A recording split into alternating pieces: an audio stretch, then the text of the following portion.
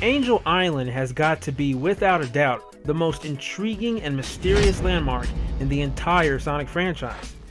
As the home of the Echidnas and the Master Emerald, this landmass has been the center of several of my theories, from Knuckles' hallucinations to the ancient Babylonians, the Nocturnus clan, and etc. This time, Angel Island plays a smaller role in Sonic Mania, but it's definitely the place that starts off the plot for both Mania and Mania Plus. In Mania, we're introduced to the Phantom Ruby and hard-boiled heavies, but in Mania Plus, we're reintroduced to the old classic characters Mighty the Armadillo and Ray the Flying Squirrel, trapped in a capsule. Sonic eventually rescues them, they reunite, and start on a new adventure to track down the Phantom Ruby and defeat the hard-boiled heavies again. But where have Mighty and Ray been all this time? Iizuka has already stated in one of his interviews that Mighty and Ray are in the classic world of Sonic, and therefore will not be in any future games besides Mania Plus. So how on earth was Christian Whitehead able to convince Iizuka to use Mighty and Ray in the first place if Sega was so keen on making them forgotten characters? What was with all the missing posters of them, and other classic characters in this game as well as previous games like Generations? Why did Dr. Eggman take them to Angel Island out in the open, just waiting for Sonic to come and rescue them like some sort of trap? And what's the whole deal with the Phantom Ruby again? Well, what if I told you that Mighty and Ray are still missing, and what you see before you is not real, but only an illusion? I'm GamerGuide7Aces, and starting off Season 4 of Sonic Theory, HuskyZ and I will investigate the mysterious disappearance of Mighty and Ray and what has really been going on behind the scenes. So pull out your theorist thinking caps, as this dark theory will be connecting all the dots from my previous Phantom Ruby theory. Now, sit back, relax, and remember, don't trust everything you see.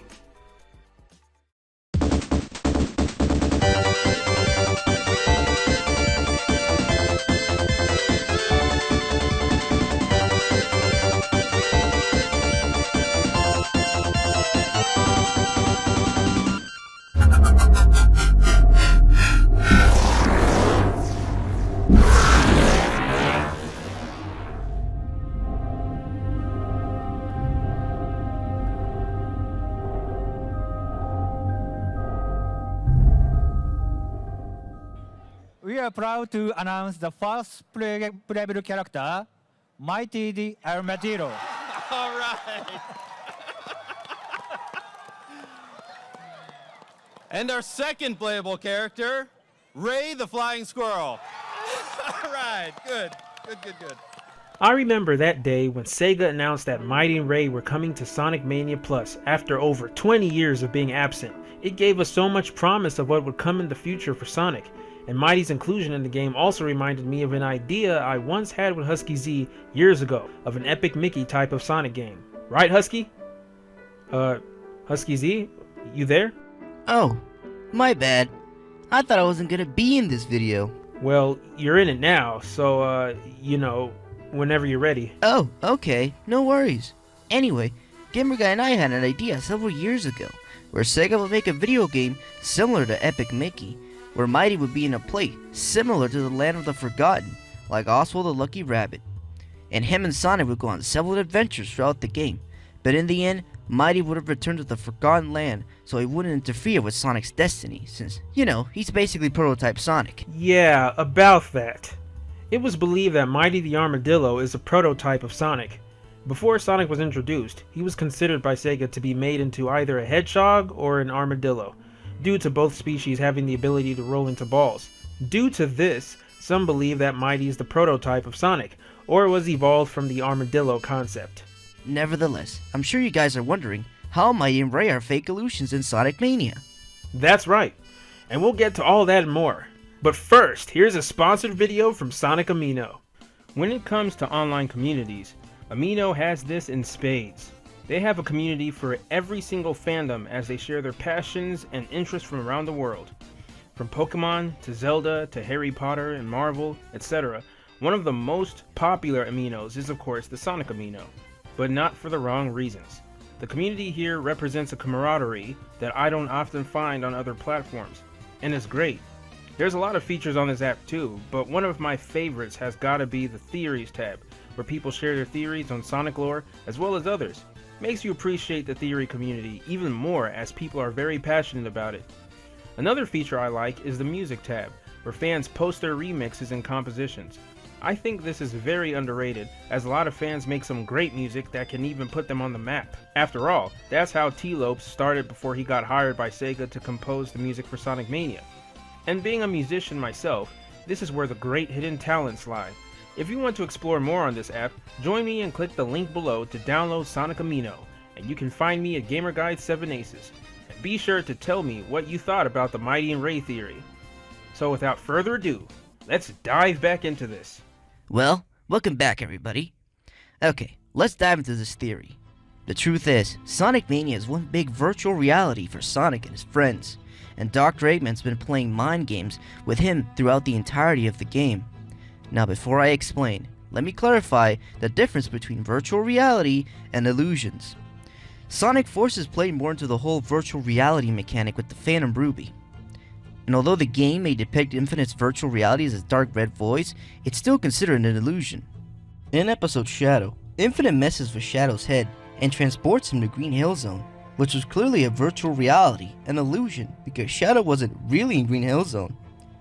In Sonic Mania, once the Egg Robots uncover the Phantom Ruby, they send Sonic and Tails to Green Hill Zone and transform themselves into the Hard-Boiled Heavies, whom are phantoms created by the Phantom Ruby. Therefore, Green Hill Zone is also a virtual reality, as everything is illusion-based, and every time the Heavies or Eggman uses the Ruby, it teleports them to an old level from their previous games. One could even argue that the only time that they weren't in a virtual reality is when they were visiting original levels like Studiopolis, Press Garden, Titanic Monarch, and Mirage Saloon. So how does all this explain how Mighty and Ray are nothing but illusions? Well, in order to fully decipher all this, we must first go back to the beginning and understand the official main timeline of the classic Sonic series. In Timeline 2. You see, after Sonic Generations, things got a bit complicated and the timelines were split. As I've already explained in previous videos and theories, classic Sonic has its own timeline now. We'll call it Timeline 2, while modern Sonic has the original Timeline 1, which chronicles Sonic 1 all the way to Forces, and both will never converge again. If you want a bit more explanation on the timelines, then I strongly suggest you watch the untold story of the Phantom Ruby theory I did last year. Now before we tackle the official game canon of Sonic, keep in mind that the handheld titles do not count. The Game Gear 8-bit version of Sonic the Hedgehog 2, Sonic Chaos, and Triple Trouble are simply not in the main canon, since they interrupt the flow of the classic Sonic trilogy. Think of the handhelds as the Dragon Ball movies. They may take place in a certain time period from the anime, but they're not canon whatsoever. So with taking that into consideration, after the events of Sonic 1, Sega Sonic the Hedgehog comes next. Oh yes, before I assumed this game wasn't canon at all, since it was just an isometric Japanese arcade game. But now that Mighty and Ray are in Mania Plus, and the manual itself says that when Mighty and Ray last saw Sonic, they were escaping from Eggman Island. So this places their encounter between Sonic 1 and 2, before Sonic met Tails, otherwise Tails would have been kidnapped too. The plot of Sega Sonic goes like this. Sonic, Ray, and Mighty have been kidnapped by the evil Dr. Eggman, who uses his large tank vehicle to do so. He takes them to Eggman Island, an island littered with traps and hazards that can be activated with the push of a button. So neither of them have ever met each other until Eggman randomly captures them. By this point, Dr. Eggman already knew Sonic and has a vendetta against him, but why he captures two random anthropomorphs is beyond me. One can assume that both Mighty and Ray interfered with Dr. Eggman's plan, which is why they were abducted. According to the Sonic Mania manual, Mighty is essentially a pacifist, but is sometimes forced to fight to protect those he cares about, like his best friend Ray. So, putting the pieces together, it appears that Mighty and Ray became friends after the events of Sega Sonic. Nevertheless, the first trio forms. Together, Sonic, Mighty, and Ray arrive at the control room, and Eggman presses a button that triggers a self-destruct sequence that destroys the entire island. The trio manage to flee the island before the explosion. The evil doctor also escapes, but suddenly falls into the sea due to his Eggmobile running out of fuel. And that not only marks the last time we see Ray until Mania Plus, but the last time three of these characters see each other until then. After Sega Sonic comes Sonic CD, where Sonic first meets Amy Rose and Metal Sonic. Then comes Sonic 2, and yes, Sonic CD does in fact happen before Sonic 2, since Tails says, "See you next game," at the end of Sonic CD. Everybody should know this by now. It's obvious that Sonic 3 Knuckles is a direct sequel, followed by Knuckles Chaotix. Now, Knuckles Chaotix is a weird game, and most Sonic fans have never tried to include this in the canon, counting it as a separate spin-off, even though this is not only the game where we see Mighty again, but the one where Chaotix makes their first appearance, hence the name, Knuckles Chaotix. This was actually their origin story, so in a way Knuckles created the detective group. Now the game is split into two different continuities though. For some reason, the story varies between the Japanese and Western releases of the game, with completely unrelated storylines. I won't bother reading the entirety of both stories, but the huge differences are that the Japanese version is about a mysterious island that rises from the Southern Sea a few months after the events of Sonic and Knuckles, whereas the Western version calls the mysterious island Carnival Island. The plot starts out on the day before the opening day of Carnival Island, a huge amusement resort with the latest in high-tech rides and games. As the guardian of the island, Knuckles' job was to make sure nothing went wrong before the grand event. Now, which version is the more canon one? Well, the Japanese story continues from the lore of Sonic 3 and Knuckles, with Dr. Eggman discovering a mysterious ring with ancient inscriptions dating back to the Knuckles clan, and learning that the rings can carry chaos energy, which are the chaos rings, underlines the whole rubber band mechanic from Knuckles Chaotix. So basically, Eggman wants to learn more about the rings that Sonic and his friend uses to summon the Master Emerald, so he builds Neutrogic High Zone to serve his high-tech research fortress. Now, I understand that the Western version wanted to connect the whole Carnival Night Zone from Sonic 3 with Carnival Island to explain the landmark's entire existence, especially when we take Neutrogic High Zone into account, a place that Eggman built specifically into the game Knuckles Chaotix. It does leave a bit of a plot hole since it resembles Carnival Night Zone. But the Western version story just doesn't add anything to the lore of Sonic and is very situational. Inherently, the story goes like this. Dr. Robotnik is cooking up a new dastardly scheme, and to feel for his latest diabolical device, he goes to Carnival Island to find the power emerald that supplies electricity to the entire island, which would fit into his plan perfectly. That's about it, which is quite vague. What's the power emerald? Isn't that referring to the Master Emerald?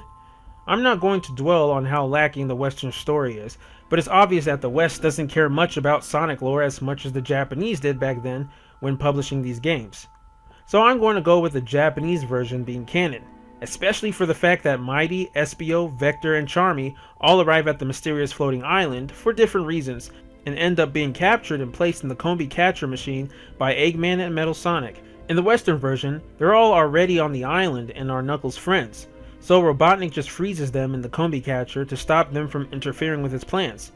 Yeah, that sounds pretty lame if you ask me. Anyways, back to the canon version. Knuckles deduces that something was amplifying the power of the Master Emerald Pillar, so he heads to the mysterious adjacent island and manages to rescue Espio along the way. They make their way to the world entrance where they find the others, then go on to stop Dr. Eggman from succeeding in his plans. Afterwards, the Chaotix is born, but Mighty goes his own way, and obviously Knuckles' job is to keep guarding the Master Emerald, so the Chaotix reduces to 3 members. Now after this game, what comes next in the canon? Ah yes, Sonic the Fighters.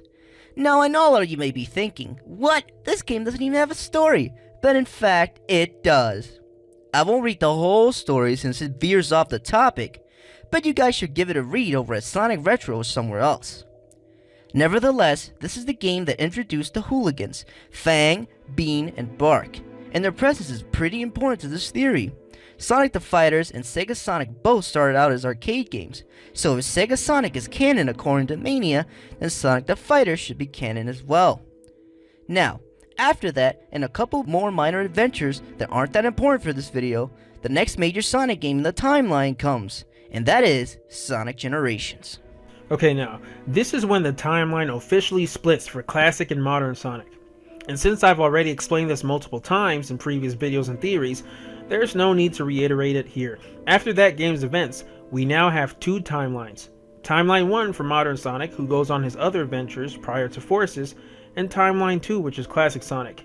His next adventure is Sonic Mania, and after the good ending, he gets taken to another dimension, which is Timeline 1, in Sonic Forces via the Phantom Ruby, where he's reunited with modern Sonic again. After Sonic Forces, we go back to Sonic Mania Plus.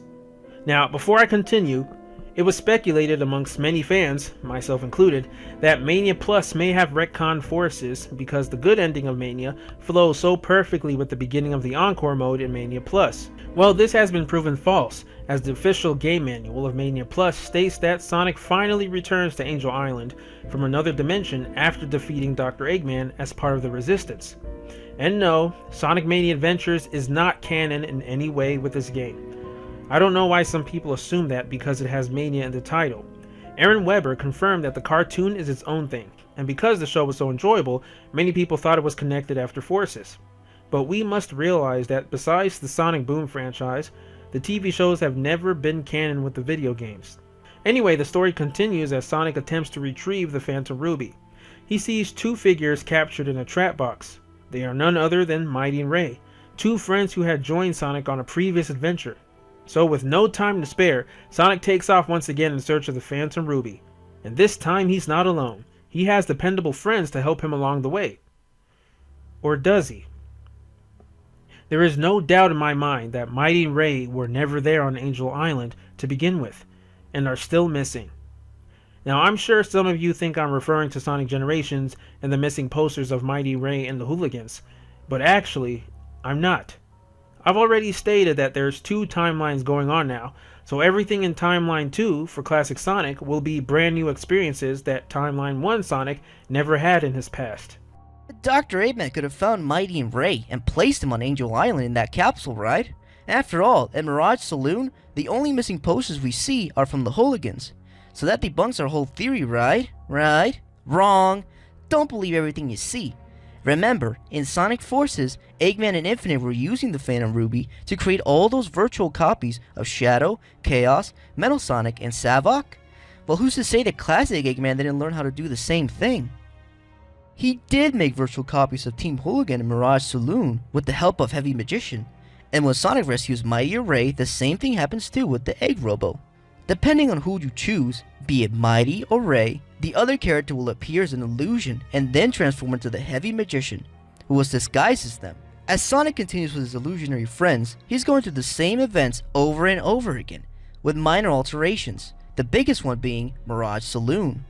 It's not a coincidence how Mirage Saloon has 4 different acts, and each experience is different for each character. For even the literal definition of Mirage is optical illusion caused by atmospheric conditions. You can tell how illusion-based this level is as you see the missing posters and Heavy King portraits as his eyeballs are literally following your every movement throughout the level. When you think about it, this level alone is pretty creepy, even more so than Titanic Mornock, which is more in your face with the illusions. Because deep down, you know that just something isn't quite right with Mirage Saloon. What's even more alarming is the stages Stardust Speedway Act 2 and Metallic Madness. Pay attention to the color palette swap. Both zones resemble the same colors as their Bad Future versions in Sonic CD. It's virtually identical. This can't be a coincidence, for there is no good future in this endless Phantom realm. Sonic and his friends may have won the battle, but they ultimately lost the war. After getting the seemingly good ending in Sonic Mania Plus, the Phantom Ruby opens up a portal that begins to destroy the base. Eggman escapes in a rocket car as the heroes fall behind, but the heroes will then activate their super states and barrel past Eggman, causing him to get sucked up into the portal. Now what happens to Dr. Eggman? Where does he end up in? Who knows? But as long as Eggman is gone, Sonic, Tails, and Knuckles are screwed and are stuck in this Phantom realm with no means of getting out of it. In an end credit scene, the 5 heroes all meet up in one of Mirage Saloon Zone's parlors to eat ice cream and relax. Of all the zones, Whitehead chose Mirage Saloon Zone to make a statement, because the heroes are then interrupted by the Heavy King, who appears from behind the bar with a large ice cream sundae. The scene freeze frames on the photo of this moment with a caption mockingly saying, "You're too cool," even though the Phantom Ruby is still at large, and the trio have no means of getting out of this illusion they're in. Ending the game in Mirage Saloon just makes everything come full circle, since this stage is the epitome of a mirage. Speaking of circles, Sonic has basically gone through this whole event twice, with no clear solution in the end. He's stuck in an infinite loop, having to fight Eggman and the hard-boiled Evies again and again. So long as the Phantom Ruby exists and Eggman can't stop it, this will keep happening.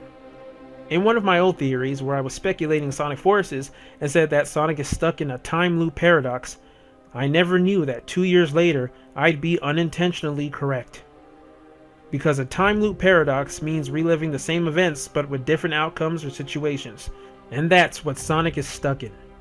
In a sick and twisted way, Isuka followed through what he said about never having Mighty and Ray in the future games. And since the entire Phantom Ruby saga stemmed from Isuka and Sonic Team, this seals it, since they're not even real in Mania Plus. Maybe that's why he was cool with going along with Whitehead, to use them once for old time's sake. Most definitely. Be that as it may, they will always be the original trio and the original Chaotix to me, even though their presence was short-lived, and wherever the real Mighty and Ray are, whether they're alive or dead, will always have fond memories of the pacifist and his best friend.